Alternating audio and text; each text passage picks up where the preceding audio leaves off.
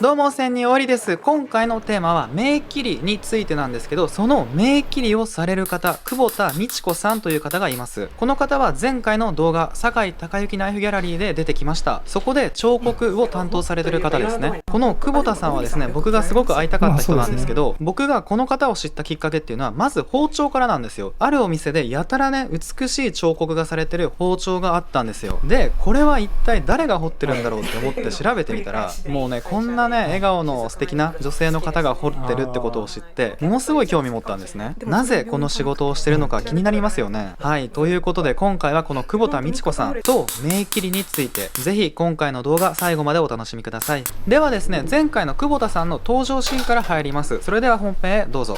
久保田さんっていう彫刻、担当されしてくれてるうちの久保田美智子さん、で彼女が一応彫刻して、こういう、プロデュースというかこの空間は、まず、久保田美智子さんのちょっともう生い立ちというか、ご出身は、大阪府高槻市出身です。いつ頃もともと伝統工芸に興味持ったって僕も情報は聞いたんですけど、どのタイミングで親の環境なのか、それともなんかそういう触れ合いがあったのか。やっぱりなんか昔からその和風のものとか日本の伝統のものっていうのは、なぜか知らないんですけど好きで、やっぱそういう日本のものづくりの良さとかを世界に広める仕事に就きたいなっていうのはずっと心の中に小さい頃からありましたね。で大学では、国際関係とかを学んでたんですけれども、一旦就活して普通の、長野県の会社にで働いたんですけれども、すごいそこもいい会社で楽しくて、でも全く伝統工芸とは別の関係なかったんですよね。でやっぱりその長野の人たちってすごいみんないい会社のメンバーで、日本の伝統工芸に携わる仕事をいつかしたいっていうのを常に言ってたら、やっぱ上司とか本当にみんな後押ししてくれて、一回挑戦してみっていうことで、でもやっぱ日本の伝統工芸って言っても、何がやりたいっていうのがきっちり決まってなくて、そこでちょっと辞めた後に、アメリカを放浪したんですよ、バックパッカーで、高速バスだけで全州をこう、それで放浪して、でもやっぱりなんか放浪してる間ってやっぱ日本ってやっぱものづくりがすごい素敵だなって思う、いろんな美術館に行ったんですよね。その時に日本のコーナーとかもあって、そこでやっぱ日本のものづくりってすごい素敵だなって思う瞬間がたくさんあって、でやっぱ日本のものづくりに携わる仕事をしたいなと思って、バックパッカーの旅を終え、就活を改めて始めました。なるほど、じゃあ海外に行かなかったらその日本の改めての美しさっていうのは気づけなかった。そうですね。なるほど。その後、今実際に現に高之さんで働いてると思うんですけど、高之さんとの出会いっていったはどういった流れですか？日本の伝統工芸に携わりたいと思ってから、畳屋さんとか着物屋さんとか、和紙屋さん、陶芸屋さん、いろんなとこ行ったんですけれども、やっぱ和包丁っていうのを見た時にもうこれだなと、もう直感が全てを私に教えてくれるというか、やっぱ一番自分がワクワクするものとか、やりたいこととかって、やっぱ直感がすごい教えてくれるんですよね。今までの人生でもうこれだっていうのが、そういう転機ってたくさんあって、やっぱその直感を信じる気持ち、信じる勇気っていうのがやっぱ一番大事だなとは思ってて、でその和包丁にビビッときたのを信じて堺でいろんな刃物屋さんを巡りましたね。でいろんなとこ行ったんですけど、正直やっぱいろいろ断られて、やっぱ募集してないっていうところとか、やっぱ女子はっていうところもありましたし、でもここの社長は本当に躊躇なくおいでって言ってくれて、またそれも台風の日だったんですよ。すごい台風の日で、でわざわざ駅まで迎えに来てくれて、なんかすごいいい社長だなと思って、そういうところにも惹かれて、でここだなっていうまた直感で入りましたね。なるほどなるほど実際包丁にビビッときてで興味持って、ただそこからその彫金の世界、もともと彫金はもともとできたのか、それとも高幸さんに来てから彫金をしたのか、どういった。入った時は別にこんなことをやる予定も全くなく、ただ日本の伝統工芸に携わりたいっていう気持ちがありました、でもやっぱり自分の中で多分職人気質だろうなっていうのはすごいあって、で最初はやっぱ絵付け、こうひたすら絵付けたり、あとは事務の作業もしてましたし、あとはなんか海外関係のこととかもいろいろやってましたね。でもう本当に下積みではないですけど、いろんなことをやらせていただいてて、それで銘切りっていうのがあるのは知ってたんですけど、青木刃物でやる人っていうのが誰もいなくて、外注発注だったんですよ。お金を払ってやっていただいてって感じだったんですけど、それを私銘切りを見た時に多分なんかできるなっていうか好きだなって思ったんですよね。またそれも直感なんですけど、で一応道具とか金槌とか、使うものみたいなのは調べたら分かったので、それで密かに誰も知らないところで練習を陰でやり始めたんですよ。朝9時から始まるんですけど、7時ぐらいから毎朝2時間隠れてやってました。で私も別に自分が銘切りしたいとかそういう感じではなくて、ただ楽しくてやってたっていう感じですね。そしたらある時専務がそれを見つけて「これいけるよ」って言われて「いや私そんな目指してないです」みたいな感じだったんですけど、なんかいけるよっていうことで商品として初めて彫らせてもらって、それはすごい嬉しかったですね。なるほど。ちなみに最初に彫ってた、練習っていうか彫ってたのって漢字なのか、それとも絵なのか。いやもう最初はもう漢字で絵なんて全く彫ってなくて、もう一から練習し始めて、もう絵を彫ろうなんていうのはもうさらさらなかったですね。でもう本当漢字で最初は酒井孝之っていう絵をひたすら彫ってましたね。ちなみにそれをタガネで彫り始めてから、社長にバレるまでというかこれいけるよって言われるまでの期間ってどのくらいですか。ちょっとね明確に覚えてないんですけど、多分8ヶ月ぐらいですかね。密かにやってて、しかも独学ですよね。そうですね、独学でなんか、でも多分これって教えることってあんまないんですよね。ただやるだけで、字を書くのと一緒で、もう本人のやる気次第っていうか、ただ私も本当にただ楽しくてやってたって感じなんですよね。でその銘切りを担当させていただけるようになって、やっぱり心の中でやっぱ刃物業界で誰もやったことないことをやりたいっていうのがあって、やっぱ堺にいろんな刃物屋さんありますけど、やっぱ酒井孝之にしか出せない味を出したいっていうのがすごいあって、で絵を彫り始めたんですよ。で最初に彫った鯉がちょっとカタログにも載ってるんですけど、すごい間抜けな顔の鯉を最初彫ったんですよ。で私別にその商品化するとかも全く思ってなくて、ただ楽しくて彫ってたんですよね。でそしたらある中国人が「これ5本欲しい」って言ってくれて、本当にそれが転機ですよね。その中国の方とはもう今でも全然お付き合いあるんですけど、もう本当に感謝してます。すごい、いい出会いでしたね。本当に。すごいな。そうなんですよ。なんかそれがきっかけでいろいろデザインとかも始めて、なんかそうですね、もう本当に世界中の方に買っていただいて、すごい転職です。転職にさっき自分が職人気質だろうっておっしゃってたと思うんですけど、銘切りとか彫金以外に以前になんかこういうの好きだったとか得意だったっていうのあります？やっぱ書道は好きでしたね。本当に。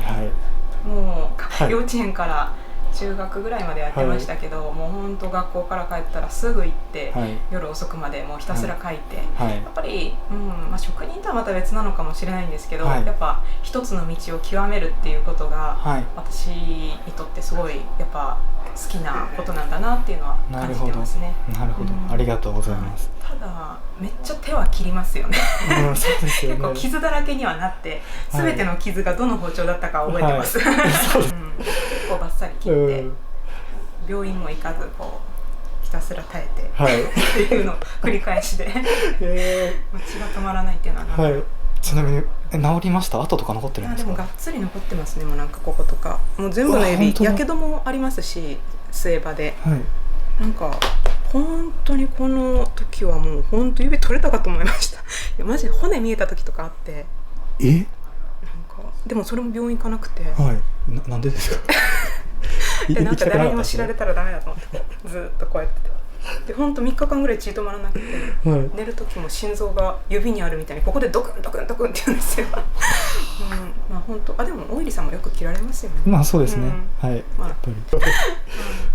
りよくあると言われると思うんですけど、僕が前多分動画でアフレコで言ったように、ギャップ、そのなんか、私は結構やっぱおじいさんがやってた方が貫禄あっていいのかなとか思うんですよ。なるほど。逆になんかこんなね、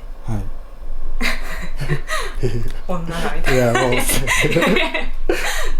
からあんまりギャップどうなんですかね。私はなんかやっぱおじいさんとかの方がいいのかなとか思いますけどね。そんなことないですよ。そんなことないですか。ありがとうございます。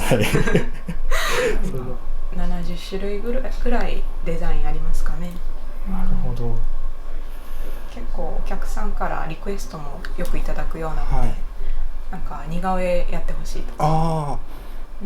その流れで今まで一番面白かったでもいいんですけど。面白かったので言えば本当最近なんですけど、2週間前ぐらいなんですけど、マグロ包丁に漢詩を彫ってほしいっていうので、中国のお客さんなんですけど、漢詩をびっしり彫ったんですよ。それは本当にやりがいがあって、そういう注文が来るたびに私はワクワクしますね、やっぱ。ですごい満足していただいて、本当にそういう注文はどしどし。彫ってる時に一番難しい字、例えばひらがななのかカタカナかでもそうですけど、漢字、カタカナ、アルファベット、ひらがな、いろいろ彫らせていただいてるんですけど、やっぱ漢字って本当簡単なんですよね。正直漢字は誰でも練習したら味になります、それが。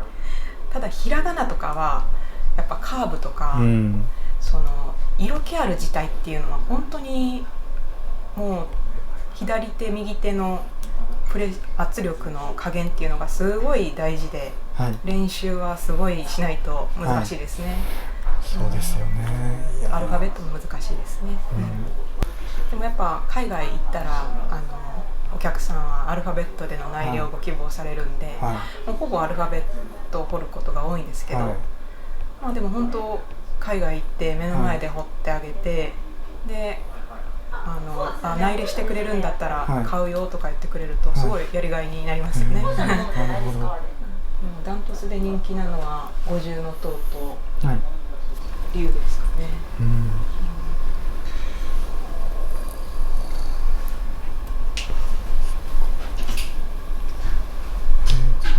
久保田さんが彫った包丁を置いてるカウンターの料理屋とかってあったりします？ありますよ。これです。なんか結構字体もいろいろ要望に応じて変えてたり、荒々しい字体とか気品ある字体とか。いや使い分けれるんですね。今タガネも何種類も使ってますね。若干プライベートなことになるんですけど、休日の日にしてることとか、趣味とかありますか？ですねというか、正直私仕事が本当に好きなんですよね。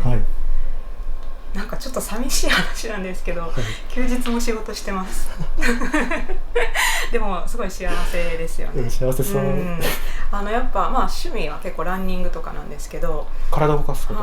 もうランニングしててもやっぱいろんな景色見ながら、これ彫りたいなとか、もうデザインのこと考えたり、あとはYouTube もやってるんで、動画編集したりとか、でも本当楽しいんですよね。なるほど。休日です、結局やっぱ仕事のことにつながることをしてますね。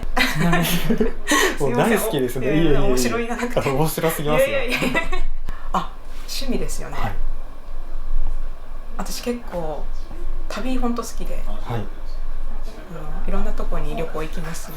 なるほど。結構一人旅が多いですけど、それは日本問わず海外問わず、コロナ前は海外とかも行ってましたけど、やっぱでもその各地でもいろんな五重塔とか見て、こうなってるんだみたいな。やっぱこの彫刻に終わりってなくて一生修行なので、どんどんもう細かいとこまでやっていきたいなっていうのはありますよね。で結構日頃からアンテナは張ってデザインに関してはいろんなものを見るようにしてます。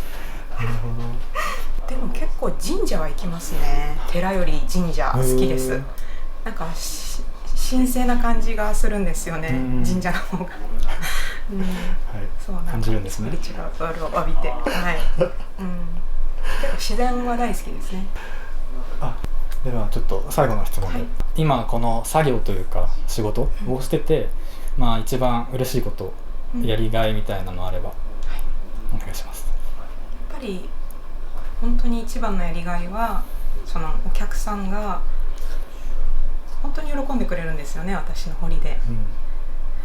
すごい感動してくれて、やっぱり人を幸せにできる瞬間、自分の手でそれをで、結構世界の展示会とかで、本当に喜んでくれる姿を目の前で見ると、やっぱこの仕事はやめられないなって思いますね。転職です。ちょっともう一個質問増えちゃったんですけど、全然どうぞ。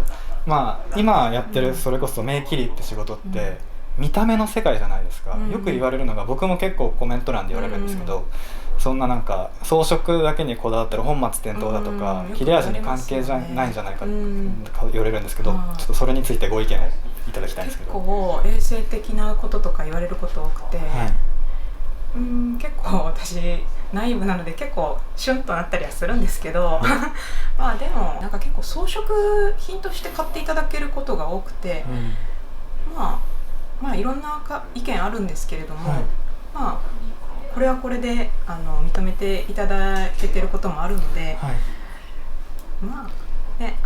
気に入った方には買っていただければいいかなぐらいです。そうですね。いや、それでありがとうございました。すいません、ありがとうございます。ではまたちょっとそのタガネもめっちゃ見たいので、ぜひぜひいろんな種類あるんで、どんな作業場でしてるのか見させていただけたらと思います。こちらが、こちらが私の名切りの部屋になります。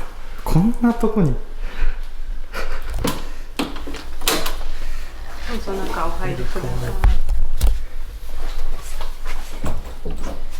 い。3畳です。3畳？ちょっと待って。みんなびっくりするんですけど。この狭さ伝わるかな。私そんな狭い感じしないんですけど、みんなに狭いって言われて、結構十分なんですけどね。角なんですね。角で、でもなんか結構季節によって点々としたりしますけど。ちょっと待って。いや本当にハリーポッターみたいですね。そうですね。一応ナイフギャラリーの下書きとして適当にちょっと書いてみました。ここでもう数々の名切りをしてきましたね。2階にもずっとかわいいですね。こっちに向けた方がいいですかね。僕が。いいですか。どうしましょう。こっちの方が取りやすく。いいですか。はい、全然いいですよ。これハンドルがつく前なんですけど。こんな感じで。いやー。なんか綺麗。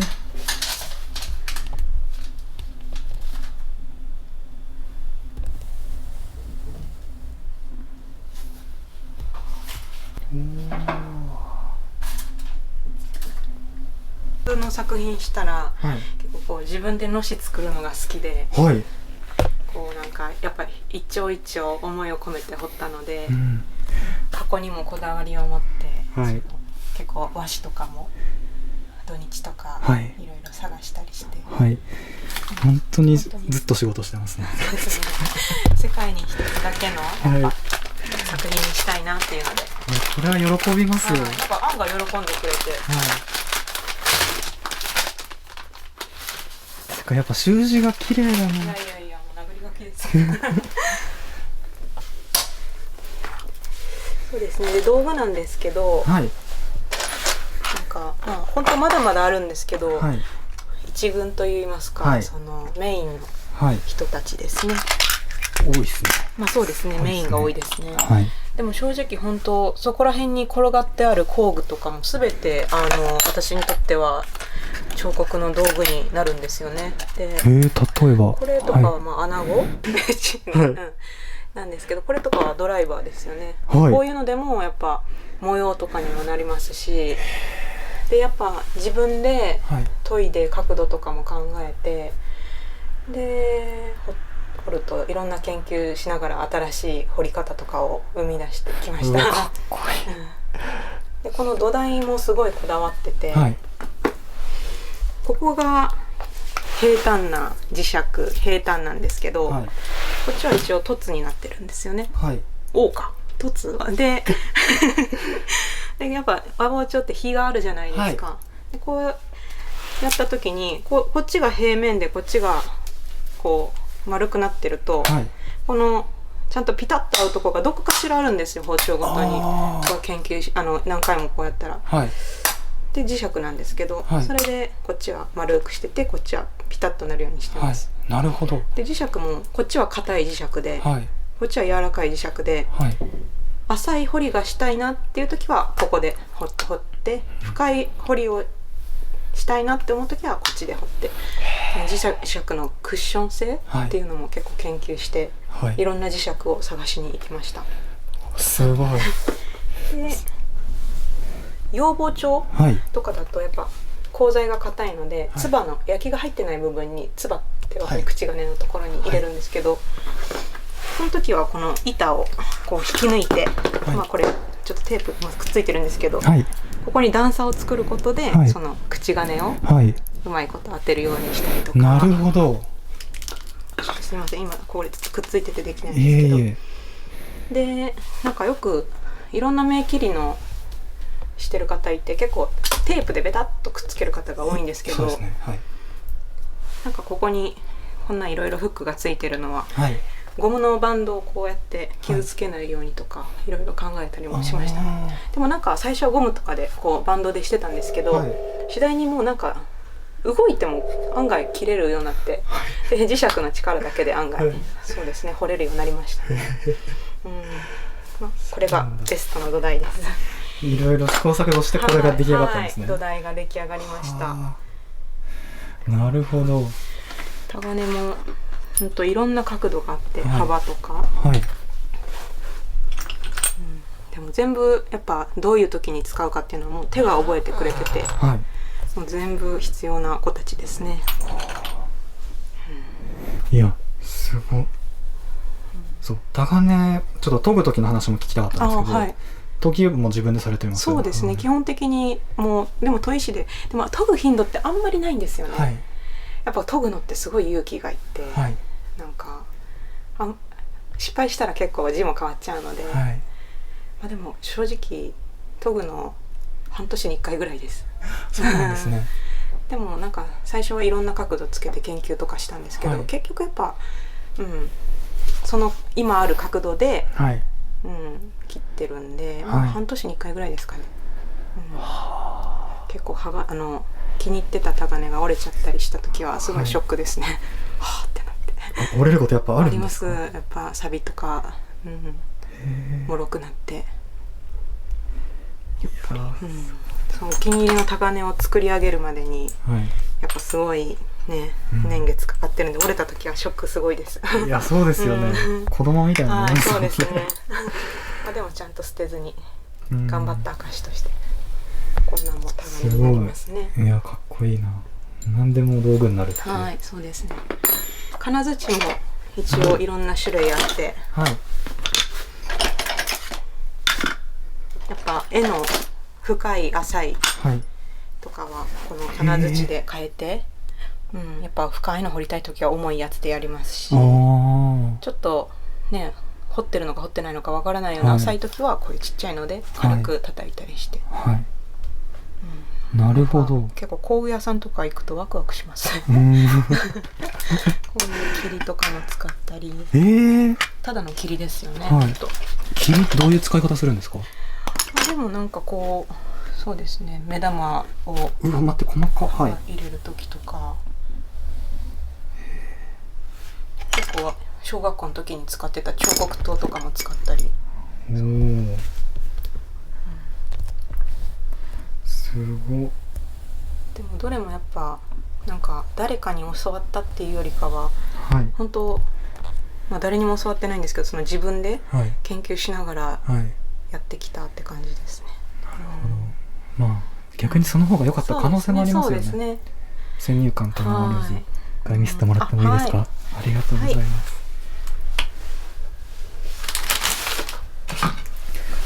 すごいね、こんな場所でみんなにびっくりされます。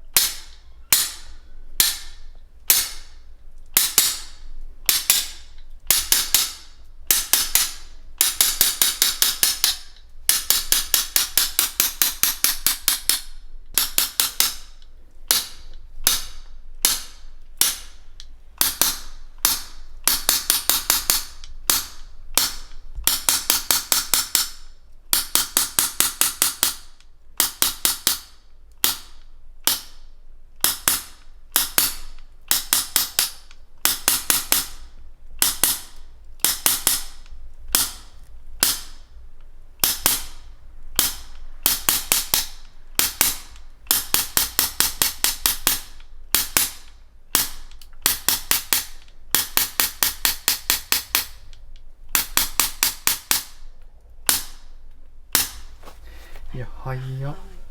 酒井孝之白虎というシリーズですね。はい。白一の。すいません。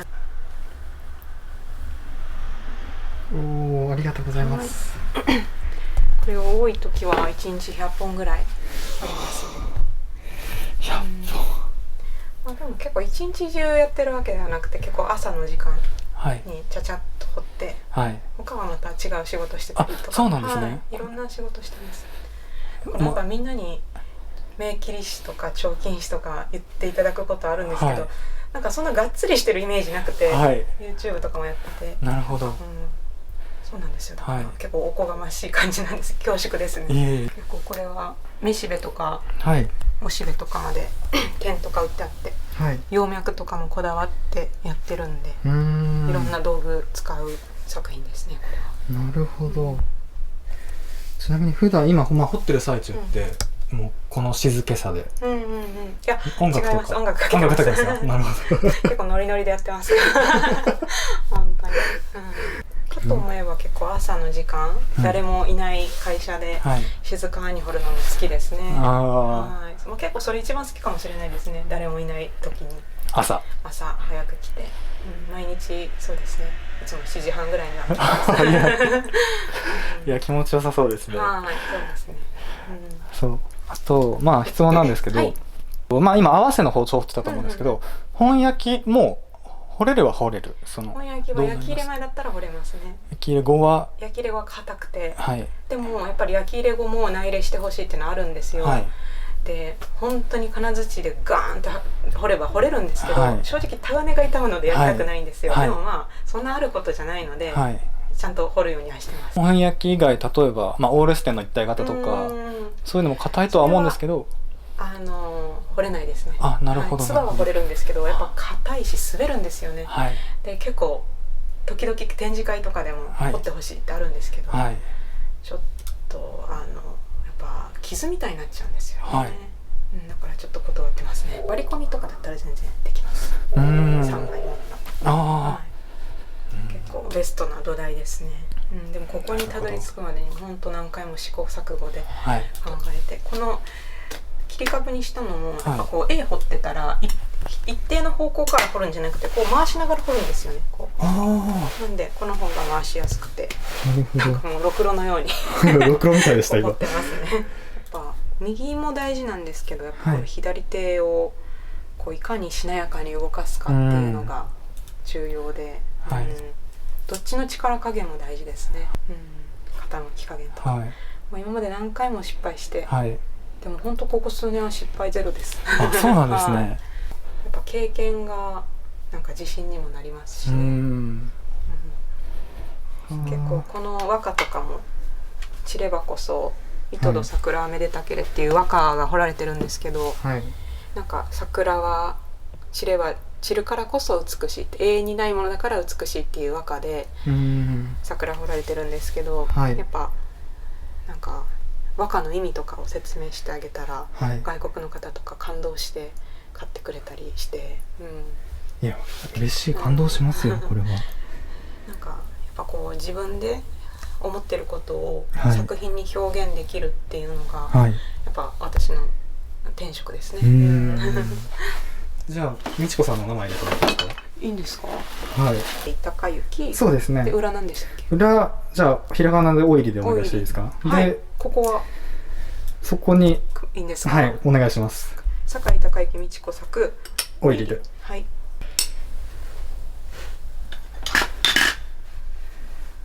いやー嬉しいな。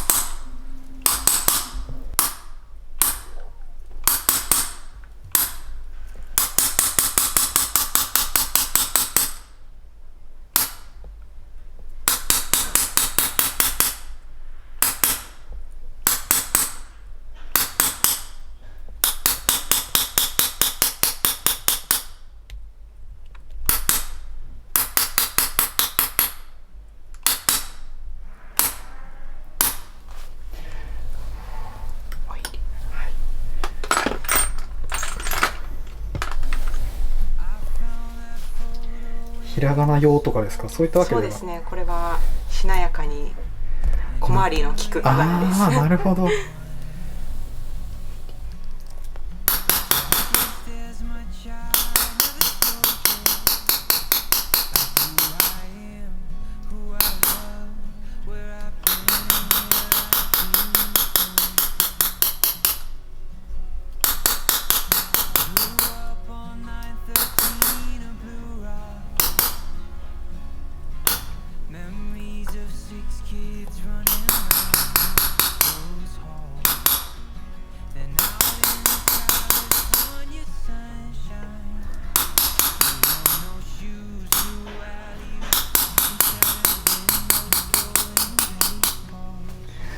かわいい。裏お願いします。はい、ありがとうございます。いや、美智子作いいですね。いや、なんか恥ずかしいです。恐縮です。ありがとうございます。はい、ということでいかがだったでしょうか。ここまで動画見ていただきありがとうございます。今映像で流れてますのはそのギャラリーですね、堺隆之ナイフギャラリーができるまでの映像っていうのを流してます。これもちろん久保田さんが自分で撮影して自分で編集してこういったね動画を作ってるんですけど、結構面白いシーンっていうのもあるのでこちらもね楽しんで見ていただけたらと思います。